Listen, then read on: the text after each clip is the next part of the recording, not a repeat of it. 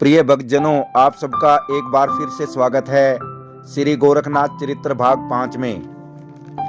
आज का विषय है पाताल लोक के पद्मनाग से जाहरवीर गोगा जी का पृथ्वी पर अवतार कैसे हुआ, या गुरु गोरखनाथ जी की कृपा से जाहरवीर गोगा जी का जन्म कैसे हुआ। तो शुरू करते हैं आज का विषय। भक्तजनों, इस प्रकार गुरु गोरखनाथ कनिफनाथ से आज्ञा लेकर अपने गुरु मच्छिंद्रनाथ को महारानी मैनाकनी की कैद से भोगविलास के चंगुल से छुड़ाने के लिए तिरिया राज्य के लिए निकल पड़े। तिरिया राज्य के रास्ते में गुरु गोरखनाथ ददरेवा नगरी के नौलखा बाग में पहुंचते हैं, जो बिल्कुल सूख चुका है। गुरु गोरखनाथ जी ने अपनी शक्ति द्वारा नौलखे बाग को हरा भरा कर दिया और नौलखा बाग फल फूलों से लहलहाने लगा। नौलखे बाग को हरा भरा देख गांव वासियों ने इसकी सूचना नगर द्वार पर दी और नगर द्वार से द्वारपाल इसकी सूचना पाकर रानी बाछल के पास पहुंचे। रानी बाछल ने पूछा, द्वारपाल बताओ, तुम इतने उतावले क्यों हो रहे हो। द्वारपाल ने कहा, महारानी बात ही कुछ ऐसी है। रानी बाछल ने पूछा, संपूर्ण बात स्पष्ट बताओ। तब द्वारपाल बोला, रानी बाछल, अपने नौलखे बाग में कुछ साधु संत आए हुए हैं और धूना लगाकर बैठे हैं। उनके आते ही सूखे बाग हरे भरे हो गए हैं। उनके आते ही सूखे तालाबों में पानी गंगा जल की तरह लबालब भर गया है। प्रिय भक्तजनों, तब रानी बाछल बोली, तुम कोई सपना तो देखकर नहीं आए हो जो ऐसी बहकी बहकी बातें कर रहे हो। सूखे बाग कैसे हरे हो सकते हैं। तब द्वारपाल बोला, महारानी मैं सच बोल रहा हूं, आप ये सब अपने महल की अटारी से भी देख सकती हो। तभी महारानी बाछल ने अपनी बहन कांचल को पुकारा और कहा, कांचल, हमारे नौलखा बाग में कुछ साधु संत आए हुए हैं, जिससे पूरा का पूरा बाग हरा भरा हो गया है और सूखे तालाब पानी से भर गए हैं। तब रानी कांचल बोली, लगता है ददरेवा नगरी की किस्मत चमकने वाली है। तब रानी बाछल बोली, मैं तो उन साधु संतों के दर्शन करने जरूर जाऊंगी, शायद इससे हमारे दिन बदल जाएं। आज तक हम दोनों बहनों की कोई संतान नहीं है और हमारा महल बालक की किलकारी के बगैर अधूरा है। तभी द्वारपाल बोला, महारानी उन साधु संतों में एक संत ऊंचा आसन लगाकर बैठा है। तब रानी बाछल बोली, मैं उनके दर्शन जरूर करूंगी। तभी रानी कांचल ईर्ष्यापूर्ण मन में सोचने लगी कि तू क्या दर्शन करेगी, तुझसे पहले तो मैं पूजा थाली ले साधु संतों के पास पहुंच जाऊंगी और एक बेटे का वरदान भी ले लूंगी। प्रिय भक्तजनों, तभी महारानी बाछल सोचने लगी, यदि महाराज जेवर सिंह जी यहाँ होते तो कितने खुश होते। मुझे तो लगता है इन साधु संतों में स्वयं गुरु गोरखनाथ ही आए होंगे। अब मेरा सपना पूरा होने वाला है। अब हमारे भी कुल का दीपक महल में आ जाएगा।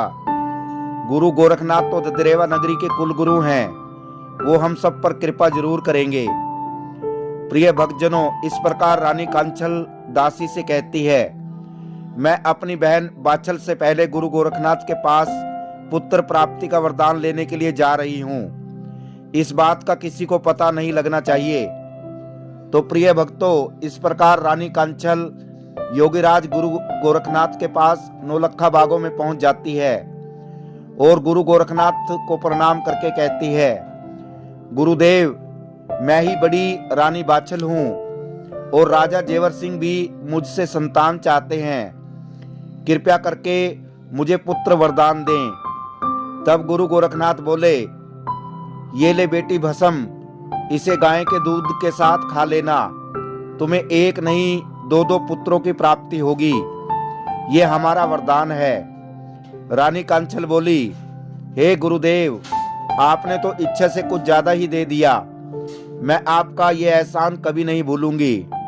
तब गुरु गोरखनाथ बोले, सब भोलेनाथ की कृपा है। तो प्रिय भक्तजनों, वहां से कुछ दूरी पर चलकर रानी कांचल अपने मन में सोचने लगी, वाह गुरु गोरखनाथ, तुम्हें तो मैं अंतर्यामी समझ रही थी, लेकिन तुम तो कांचल को पहचान ही न सके। मैं तुमसे बाछल बनकर पुत्रों का वरदान ले गई और आपको पता ही नहीं चला। अब शीघ्र महल में पहुंचकर ये भस्म खा लेती हूँ, कहीं देर ना हो जाए। तो प्रिय भक्तजनों, तभी रानी बादशाह अपने सैनिकों के साथ पूजा की थाली हाथ में लिए गुरु गोरखनाथ के पास पहुंची और बैठकर प्रणाम करते हुए उन्हें कहा, हे ददरेवा के कुलगुरु गोरखनाथ, मैं बड़ी अभागी हूँ। न जाने कौन से पाप के कारण अभी तक बांझ हूँ। एक पुत्र की प्राप्ति के कारण आपकी शरण में आई हूँ। गुरु गोरखनाथ क्रोधपूर्ण बोले, हे ओगड़नाथ, अभी तो इसको पुत्र का वरदान दिया था, अभी ये दोबारा आ पहुंची दुख पहुंचाने को।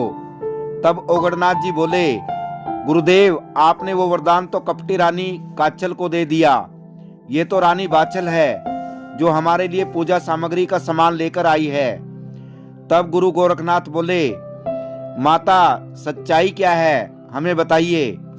तो प्रिय भक्तजनों, तब रानी बाचल कहती है, गुरुदेव, हम दो बहनें काचल और बाचल हैं और रंग रूप और शकल में एक सी ही हैं, और काचल ने इसी बात का फायदा उठाकर आपसे पुत्र प्राप्ति का वरदान ले लिया। गुरुदेव, इस प्रकार मेरे साथ छल हुआ।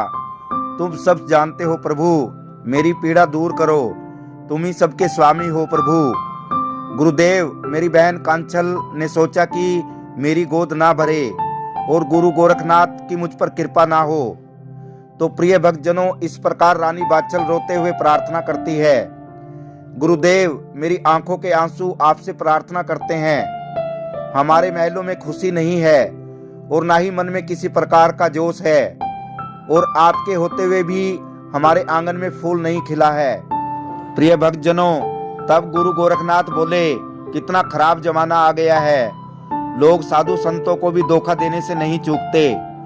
तभी बाचल रानी रोते हुए बोली, प्रभु, मेरा क्या होगा, मैं भी तो आपकी भक्त हूँ। प्रिय भक्तजनों, तभी गुरु गोरखनाथ जी बोले, रोइए मत माता, मैं कुछ यत्न करता हूँ। प्रिय भक्तजनों, इस प्रकार योगीराज गोरखनाथ पाताल लोक के नाग देवता वासुकी के पास पाताल लोक में पहुंचे और उनसे कहा, हे नाग देवता वासुकी, मैं आपके पास कुछ आवश्यक प्रयोजन के लिए आया हूँ। मुझे अपनी भक्त रानी बाचल को पुत्र का वरदान देना है। मुझे पता है कि उसकी किस्मत में पुत्र सुख नहीं है, फिर भी उसकी भक्ति के कारण मुझे उसको ऐसा पुत्र देना है जिसकी सारा संसार पूजा करे। तभी वासुकी नागदेवता बोले, गुरुदेव, आप जिसको चाहो ले जा सकते हो, आप चाहो तो तक्षक नाग को ले जा सकते हो। तभी गुरु गोरखनाथ बोले, नहीं नागदेव, मुझे तो सिर्फ पद्मनाग की आवश्यकता है। तभी नागदेव वासुकी पद्मनाग से बोले, मनुष्य का रूप धारण करके गुरुदेव की इच्छा का पालन करो। तभी पद्मनाग जी बोले, जो आज्ञा गुरुदेव। इस पर गुरु गोरखनाथ बोले, तुम्हारे इस पद्मनाग को लोग गोगा के रूप में जानेंगे। प्रिय भक्तजनों, इस प्रकार गुरु गोरखनाथ पाताल लोक से पद्मनाग को साथ लेकर वापिस नौलखा बाग में रानी बाचल के पास पहुंचे और रानी बाचल को भस्म देते हुए कहने लगे, रानी बाचल, ये लो गूगल प्रसाद, इससे आपको एक शक्तिशाली और तेजस्वी पुत्र प्राप्त होगा जिसका यश सारे संसार में फैलेगा। प्रिय भक्तजनों, यह था श्री गोरखनाथ चरित्र भाग 5, जिसमें आपने देखा कि कैसे गुरु गोरखनाथ जी की कृपा से पाताल लोक के पद्मनाग जी ने जारवीर गोगा जी के रूप में पृथ्वी पर अवतार लिया। प्रिय भक्तजनों, इस प्रकार निसंतान रानी बाचल को जारवीर गोगा रूपी पुत्र प्रदान कर गोरखनाथ जी अपने गुरु मच्छिंद्रनाथ को रानी मैनाकनी की कैद से छुड़ाने के लिए तिरिय राज्य पहुंचते हैं। वो तिरिय राज्य जिसकी सीमा की जिम्मेदारी स्वयं पवन पुत्र हनुमान जी की है। तो आगे की कहानी के लिए कृपया श्री गोरखनाथ चरित्र भाग 6 जरूर देखिएगा। यदि ये वीडियो आपको पसंद आया हो तो वीडियो को शेयर करना और चैनल को सब्सक्राइब करना। आप सभी भक्तजनों का धन्यवाद। जय श्री गोरखनाथ जी।